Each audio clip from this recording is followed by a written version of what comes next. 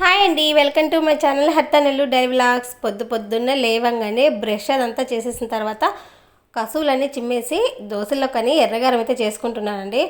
ఇదైతే చాలా సింపుల్గా అయిపోతుంది. కొన్ని ఎండుమిరపకాయలు, ఎర్రగడ్డలు, టమోటా, కొన్ని వెల్లుల్లి, అందులోనే ఉప్పు, కొద్దిగా వాటర్ అయితే పోసుకొని మిక్సీకి అయితే పట్టేసుకోవచ్చు. పల్లీల చట్నీ కూడా చేస్తానండి, కాకపోతే ఇదే ఎక్కువ చేసి పెట్టుకుంటాను. ఇదైతే ఒకసారి చేసి పెడితే 4-5 రోజులు ఉంటుంది. ఆ పల్లీ చట్నీ అయితే రోజు చేయాలని చెప్పేసి ఇదే ఎక్కువ చేస్తాను. ఆ తర్వాత దోశలు పోయడానికి పెనం అయితే పెట్టి పెనం హీట్ అయ్యేలోపు మా పాపతో కాసేపు అలా ఆడుకుంటూ ఉన్నాంలేండి. పాపను ఎత్తుకొని దోశ పోసుకోవాలి, లేకపోతే దాన్ని పక్కన కూర్చోబెట్టుకోవాలన్నా పోసుకోవాలి, లేకపోతే అస్సలు ఒప్పుకోదు. లేదా ఒక దోశ పోసి ముక్కలు ముక్కలా కట్ చేసి ఒక ప్లేట్లో వేసిస్తే దాని పట్టుకు అది కూర్చొని తింటద్ది. దాని మూడు బాగుంటే తింటద్దండి, లేకపోతే మమ్మల్ని తింటద్ది. ఇలా దోశలు అయితే పోసుకుంటున్నాను. కారం కూడా తాలింపు అయితే పెట్టలేదులేండి. పాపకు కొద్దిగా అమ్మవారు ఉంది కదా, పెట్టకూడదని చెప్పేసి పచ్చికారమే ఒక బాక్స్లో అయితే ఎత్తి పెట్టుకున్నాను. మా వారు కొద్దిగా కారం దోశ కావాలంటే రెండైతే ఆయనకి కారం దోశ పోసిచ్చి నేనైతే మామూలు దోశలు పోసుకున్నాను. పాపకైతే బయట నుంచి ఇడ్లీ తెప్పించానులేండి.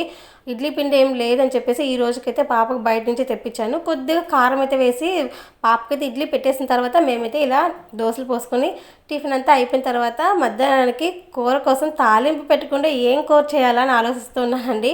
ఇంట్లో అయితే కొన్ని కాకరకాయలు ఉన్నాయి, అదే కూర చేద్దాం, అది తాలింపు పెట్టకుండా చేదు లేకుండా ఎలా చేయాలనుకొని ఇలా అయితే ట్రై చేశాను. ఎంత బాగుందంటే సూపర్గా ఉందండి. అందుకు ముందుగా ఒక బాండలో కొన్ని నీళ్ళు అయితే పోసుకొని ఇలా రౌండ్గా కట్ చేసుకున్న కాకరకాయ ముక్కలు అయితే వేసుకొని అందులోనే కొద్దిగా ఉప్పు, పసుపు, ఇంకా కొద్దిగంత చింతపండు వేసుకొని ఒక 10 నిమిషాలు అయితే కాకరకాయ ముక్కలు ఉడకబెట్టుకోవాలి. ఇవి ఉడికేలోపు ఇంకో పక్క అయితే మన కూరకు సరిపడా టమోటాలు, ఇంకా ఎర్రగడ్డలు, అల్లం వెల్లుల్లి పేస్ట్ కూడా రెడీ చేసుకున్నానండి. ఇవి ఉడికేలోపు అయితే అవి సింపుల్గా రెడీ చేసేసుకోవచ్చు. ఒక 3 పెద్ద సైజు టమోటాలు అయితే తీసుకొని కట్ చేసుకున్నాను. ఇంకా ఒక ఆనియన్ అయితే తీసుకొని ఇలా కట్ చేసుకొని అల్లం వెల్లుల్లి పేస్ట్ కూడా మిక్సీకి అయితే వేసి పెట్టుకున్నానండి. ఇవన్నీ కూడా చేసుకునే లోపు కాకరకాయలు కూడా ఉడికిపోతాయి. ఈ ఉడికిపోయిన కాకరకాయలని వడకట్టి గట్టిగా పిండుకోవాలండి, పసరంతా పొయ్యేలాగా. ఆ పిండుకున్న కాకరకాయ ముక్కల్ని అదే బండల్లో వేసుకొని అందులోనే కట్ చేసుకున్న టమోటా ముక్కలు, ఇంకా అరగడ్డలు, అందులోనే అల్లం వెల్లుల్లి పేస్ట్ కూడా 1 టేబుల్ స్పూన్ వేసుకున్నాను. వీటితో పాటే కారం, పసుపు, ఉప్పు, కొద్దిగా ఆయిలు అన్నీ వేసుకున్న తర్వాత మొత్తం బాగా కలుపుకొని కొద్దిగంత చింతపండు రసం కూడా పోసుకోవాలండి. అవన్నీ పోసి ఒకసారి అలా కలిపి కూర ఉడకడానికి సరిపడా నీళ్ళు అయితే పోసుకోవాలి.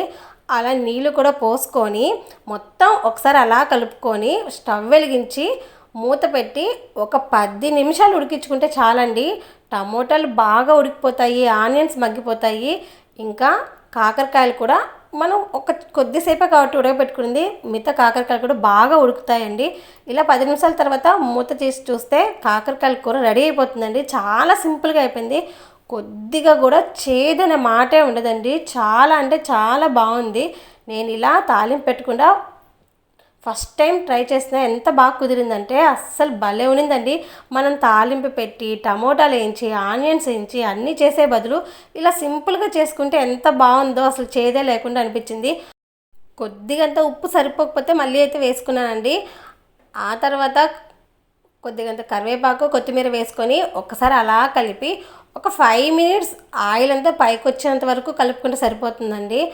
లేదు అప్పుడే స్టవ్ ఆఫ్ చేసుకోవాలనుకున్నా ఆఫ్ చేసుకోవచ్చు, కానీ మూత పెట్టే ఒక 5 మినిట్స్ అలా ఉడికించుకొని ఆయిల్ అంతా పైకి వచ్చిన తర్వాత మసాలా పొడి కానీ వేసుకుంటే ఇంకా టేస్ట్ అద్దరిపోతుంది. ఏం లేదండి, చాలా సింపుల్. ధనియాల పొడి ఉన్నా వేసుకోవచ్చు, లేదా కొన్ని మెంతులు, జీలకర్ర, ధనియాలు దంచుకున్న పొడి వేసుకున్న ఆ స్మెల్ చాలా బాగుంటుంది. నేనైతే కొద్దిగా మెంతులు, జీలకర్ర, ధనియాలు చేసుకున్న పొడి ఇంట్లో ఉన్నిందండి, అదైతే వేసాను. అంతే, కూర అయితే రెడీ అయిపోయింది. చాలా అంటే చాలా బాగుండిందండి. అసలు కొద్దిగా కూడా చేదనే మాటే లేదు, అంత బాగుంది. ఒకసారి ట్రై చేసి ఎలా వచ్చిందో కామెంట్ అయితే పెట్టండి. ఆ తర్వాత మామూలేనండి, ఇంకా అన్నము, కూర అన్నీ చేసుకున్న తర్వాత ఉంటాయి కదా గిన్నెలు, అవి తోముకున్నాను. మధ్య మధ్యలో మా పాప లేస్తే ఊపుకుంటూ నా పని చేసుకుంటున్నాను. ఒక్కొక్క రోజైతే అన్నీ మధ్యలోనే ఉంటాయండి, వంట, అన్నం అన్నీ కూడా. హైబ్రోస్కి ఎవరైనా వస్తారు, హైబ్రోస్ కూడా వాళ్ళకి అన్నీ వంట ఆపేసి మరి హైబ్రోస్ చేస్తాను. వాళ్ళ వాయిస్ ఇన్ని పాప కూడా లేచేస్తుంది, దాన్ని ఎత్తుకొని మళ్ళీ వంట చేసుకుంటాను. ఒక్కోసారి కష్టంగానే అనిపిస్తుంది, ఒక్కోసారి అయితే వాళ్ళు ఫోన్ చేసి వచ్చిన రోజైతే నాకు ఇబ్బంది ఏమి ఉండదండి. ముందే పని అంతా చేసుకొని వాళ్ళు వస్తారు కదా రెడీగా ఉంటాను, పాపను కూడా పడుకోబెట్టుకొని. అలా ఫోన్ చేయకుండా ఏం లేకుండా మాత్రం మామూలుగా వస్తే మాత్రం ఆ రోజు ఇంక అన్నీ ఎక్కడెక్కడ ఆగిపోతాయి. అప్పుడు మళ్ళీ పెద్ద పాపకి ఎక్కడ బాక్స్ పెట్టడానికి ఇబ్బంది అయిపోతుందని చకచక పరిగెత్తినట్టే ఉంటుంది. ఒక్కో రోజైతే చాలా సింపుల్గా అలా గడిచిపోతుంది. చిన్న పాప కూడా స్కూల్కి వెళ్ళేంత వరకు ఇబ్బందేనండి. ఆ తర్వాత ఫ్రీ అయిపోతాను. ఇలా సింపుల్గా అన్ని పనులైతే చకచక అయితే చేసుకోవాలండి. పెద్దవాళ్ళు ఎవరు లేనప్పుడు మన పని మనమే చేసుకోవాలి కదా.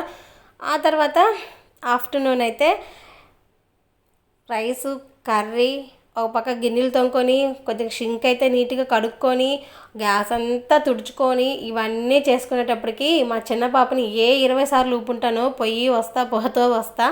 ఇంకా పెద్ద పాపకైతే కొద్దిగా అన్నం అయితే పెడదామని వంట రూమ్లోకి అయితే వచ్చానులేండి. పెద్ద పాప కొద్దిగా అన్నం పెట్టేసి నేను కూడా ఆ తర్వాత అన్నం అయితే తినేస్తానండి. మా వారి కోసం ఎప్పుడు కూడా ఎదురు చూసేది ఏమీ లేదు. నా ఆకలి టైం నేనైతే తినేస్తాను. నాకు టైంకు కడుపులో అయితే పడిపోవాలి. ఇంకా తిన్న తర్వాత అలసందలు తెచ్చి చాలా రోజులైందని చెప్పేసి అలసంద గుగ్గులు అయితే ఉడకపెట్టుకుంటున్నానులేండి.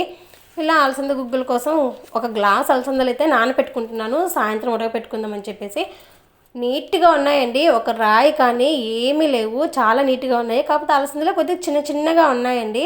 అప్పుడైతే కొద్దిగా పెద్దగా ఉండేటివి. ఇలా సాయంత్రం 4 ఆ టయానికి నానిపోయాయండి కొద్దిగా అలసందలు అయితే. కొద్దిగా కుక్కర్లో అయితే వేసి 2 గ్లాసులు వాటర్ అయితే పోసుకొని ఇలా గుగ్గుల్లాగా ఉడకబెట్టుకొని సాయంత్రం అయితే స్నాక్గా ఇవైతే పెట్టేశాను. పెద్ద పాపకు పెట్టలేదండి, మేమైతే తిన్నాము. చాలా రోజులే అయింది పురుగు పడతాయని చెప్పేసి సాయంత్రం ఇలా గుగ్గులు అయితే ఉడకబెట్టుకున్నాను. ఆ తర్వాత ఫ్రెష్ అప్ అయి వచ్చానండి. 6 అలా అయింది. పెద్ద పాపకి ఒక 4 ఇడ్లీలు అయితే పెట్టించేసి మేమైతే కొద్దిగా సంగటికైతే నానపెట్టుకున్నానండి. ఇలా సంగటికి నానపెట్టుకొని సంగటి అయితే చేసుకుందాము. గుగ్గులు ఉడకబెట్టాను కదా, దాంతో చారు అయితే చేసుకుందామని ఫిక్స్ అయిపోయానండి. గుగ్గుల చారు.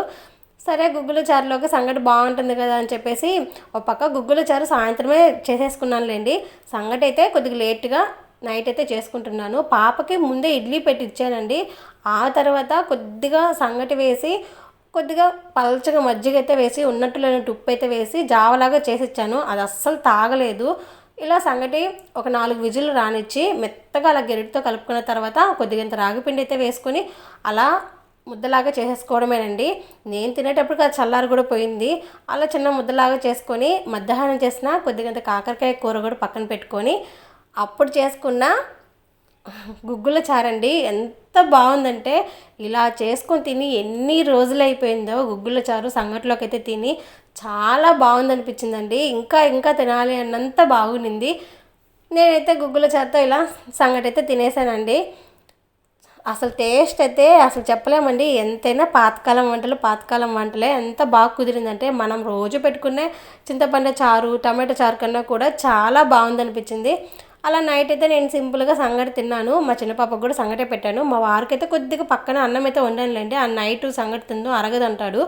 నా మందం అయితే చేసుకోవాలనిపించి ఇలా అయితే నైట్ సింపుల్గా సంగటి అయితే తింటున్నానండి. ఒకప్పుడు ఈ సంగటి రోజు చేసేవాళ్ళండి. మధ్యాహ్నాల కాడైతే దాంట్లోకి పచ్చి పులుసు అని, గుగ్గుళ్ళని ఇట్లాంటి కర్రీలే చేసేవాళ్ళు. ఆయిల్ తక్కువ, హెల్తీగా ఉండేటివి. అప్పుడు అస్సలు తినాలనిపించేది కాదు.